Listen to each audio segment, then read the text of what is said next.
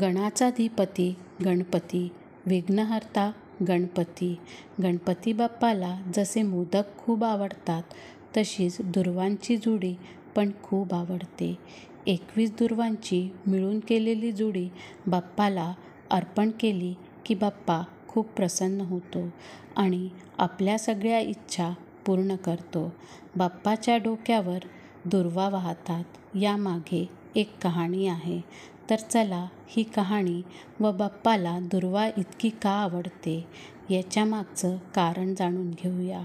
ऋषीमुनी व देवता यांना अनलासूर नावाच्या राक्षसाने त्रास द्यायला सुरुवात केली होती. अनल अर्थात अग्नी. देवतांच्या आणि ऋषीमुनींच्या विनंतीवर गणपती बाप्पा यांनी त्या असुराशी युद्ध केलं आणि त्या असुराला गिळून टाकले. अनल म्हणजे अग्नी.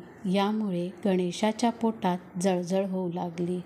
तेव्हा 88 सहस्त्रमुनींनी प्रत्येकी 21 अशा हिरव्यागार दुर्वांच्या जुड्या गणरायाच्या मस्तकावर ठेवल्या आणि कश्यप ऋषींनी दुर्वांच्या 21 जुड्या गणरायाला खायला दिल्या. त्यावेळी गणेशाच्या पोटाची जळजळ कमी झाली. मग प्रसन्न होऊन बाप्पा म्हणाले, यापुढे मला दुर्वा अर्पण करणाऱ्याला हजारो यज्ञ, व्रते, दान व तीर्थयात्रा केल्याचे पुण्य मिळेल. म्हणून आपण गणपती बाप्पाला दुर्वा वाहतो.